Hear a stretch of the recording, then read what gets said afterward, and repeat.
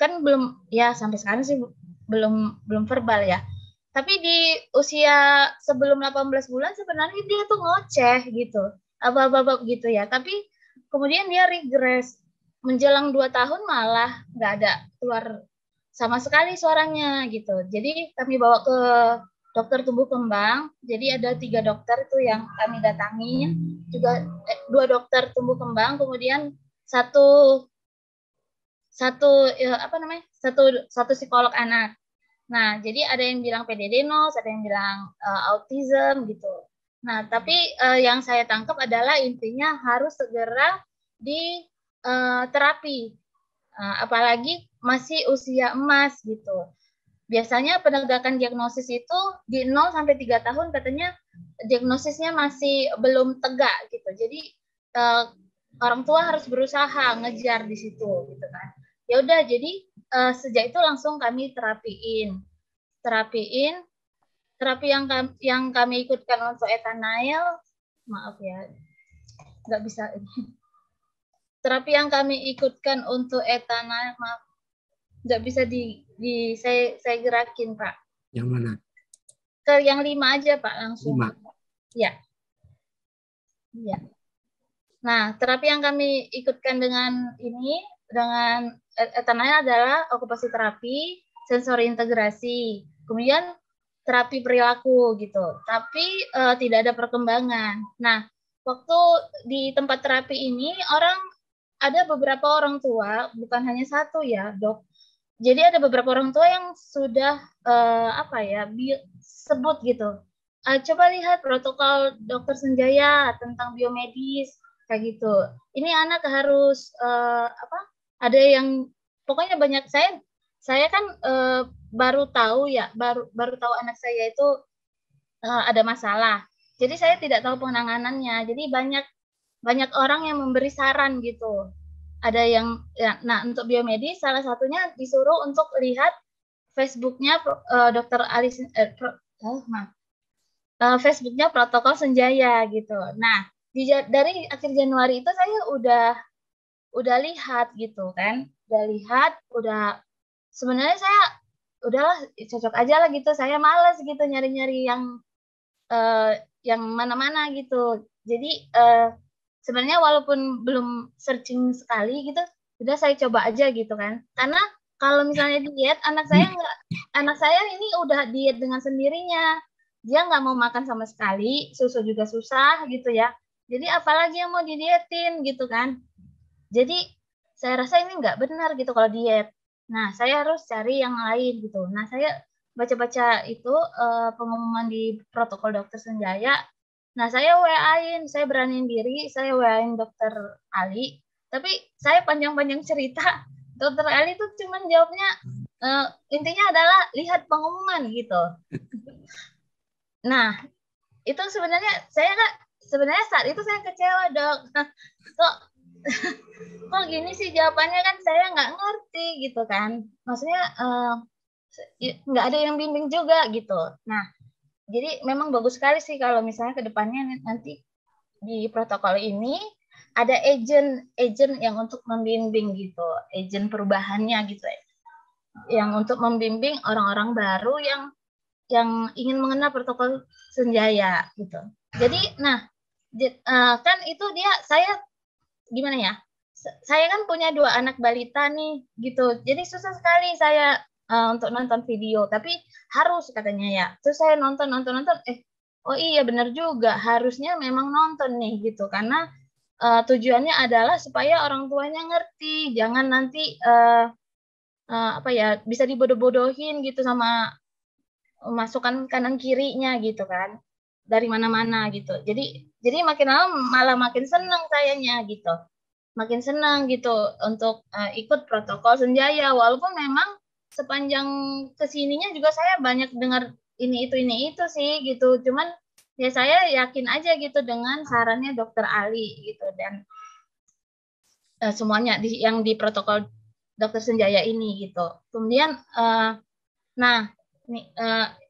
anak saya puji Tuhan memang cocok ya, untuk apalagi untuk skala sosialisasi dan skala 4-nya yang perilaku itu saya rasakan itu sangat berubah gitu. Saat ini dia pikanya itu udah enggak lagi, dia enggak menelan lagi, tapi memang masih gigit-gigit ya, gigit-gigit sembarang benda, tapi setidaknya dia enggak menelan itu gitu, enggak menelan batu, enggak menelan tanah gitu. Saat ini seperti itu.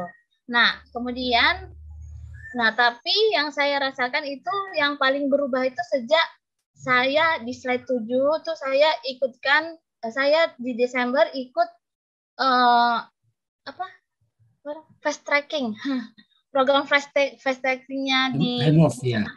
Remove project Ya.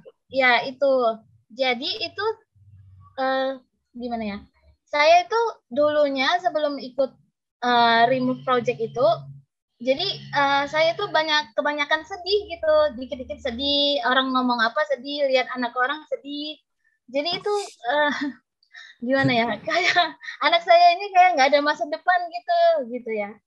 Padahal sebenarnya kan udah dipampangin nih banyak orang tua lain yang berhasil, banyak yang orang dewasa dengan gejala autism dulunya dewasanya berhasil gitu kan.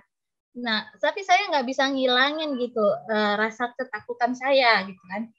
Nah, kemudian ya sama ya terus terang ya, komunikasi dengan suami juga jadinya tambah jelek gitu karena satu dia jauh, yang kedua kami menghabiskan cukup banyak uang kan untuk terapi ini itu, terus kemudian ditambah terapi biomedis gitu, terus suami minta yang mana nih yang mau di remove nih ininya terapinya jangan gini, kan nggak mungkin kita apa namanya, nggak mungkin kita habis-habisan sekali gitu ya.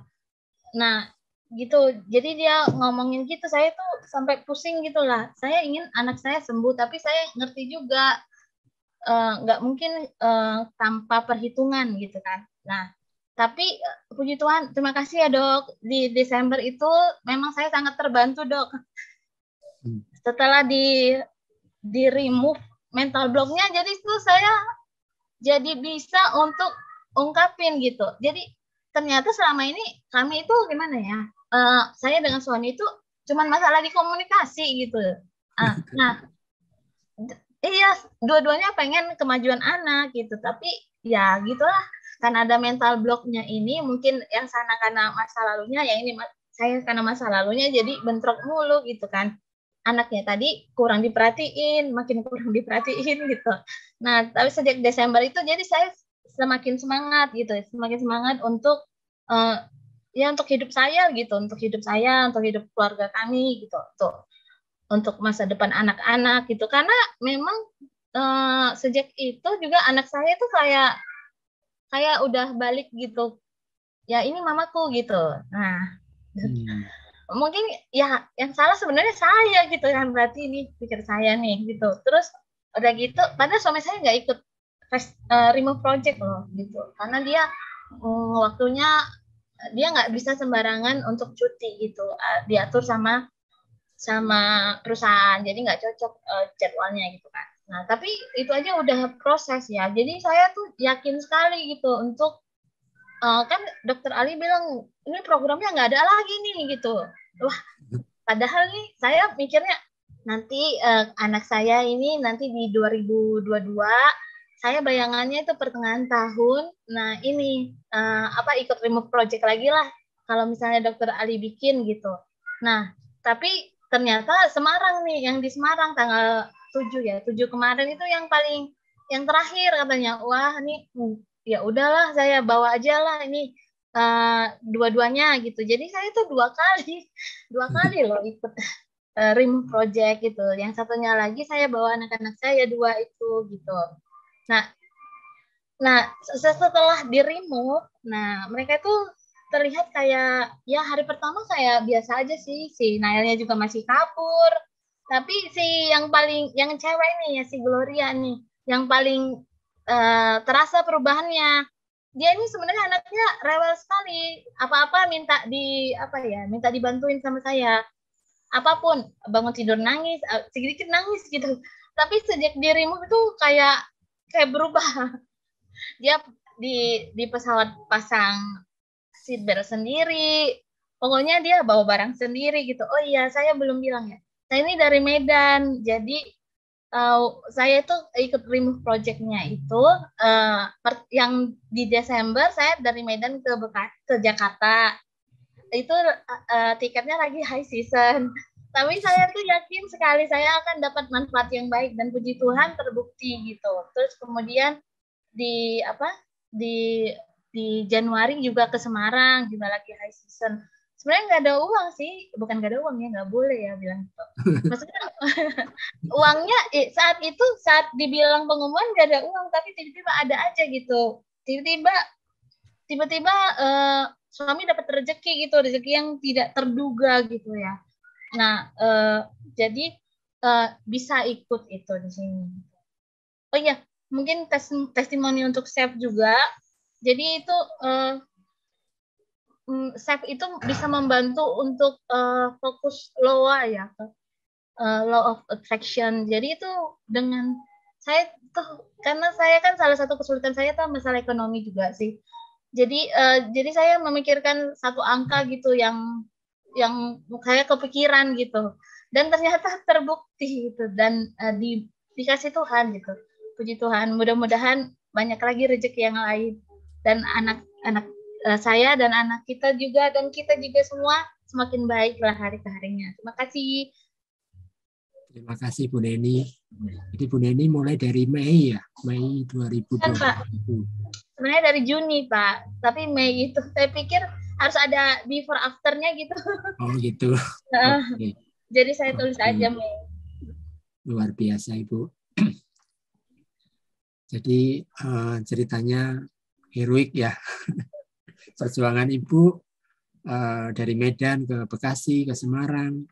Ya. Tapi luar biasa dengan mendengar cerita hasilnya ini, saya ikut senang, ikut gembira, walaupun program itu sudah tidak ada lagi. Iya. Jadi ya ini ya rezeki Ibu gitu. Mungkin ada satu pesan buat teman-teman yang lain Ibu, mungkin biar bisa sesemangat Ibu gitu. Oh iya. Apa kunci resepnya?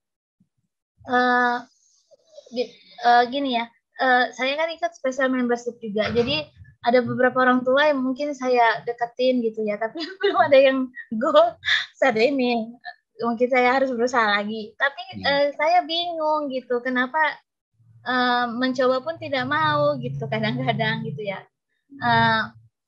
Terus misalnya kalau disuruh nonton video yang mana udah dikasih nih video yang ini, coba lihat nih mungkin cocok dengan anaknya kamu gitu, terus nggak juga ditonton gitu, jadi saya juga bingung gitu. Mungkin bukan mungkin salah di saya juga ya, saya harus save kali ya. Maksudnya apa tuh, jarak jauh. Kalau bercanda gitulah. Apa tadi pesannya adalah coba aja dulu dari makan suplemennya dulu gitu, dikasih ke anaknya dulu nih dari suplemen dasar dulu, Symbio sama Nutracare atau Freegas, pasti kelihatan nih. Nah, pasti kelihatan berubah nih perilaku anaknya, coba aja dulu gitu. Oke, Bu Neni, jadi memang Bu Neni juga sebagai spesial membership, sebagai pendamping, Ibu jangan patah semangat, Ibu tetap harus berbagi terus. Iya, Pak. Karena kalau masalah hasil itu mungkin belum waktunya ya bagi yang Ibu kenalkan, tapi dengan kita berbagi, kita akan menebar manfaat. Tentunya Tuhan tidak akan tutup mata. Oke, terima kasih Bu Neni. Terima kasih. Oke. Selanjutnya kita panggil Ibu Rahma. Apakah sudah hadir? Ya, Dokter Ali. Oh iya. Dokter Ali? Lupa. Ya, ini ceritanya Pak Heri ya, saat mau ikut chef ya. Demikian juga dengan ceritanya Bu Neni ya. Kadang-kadang kalau kita mau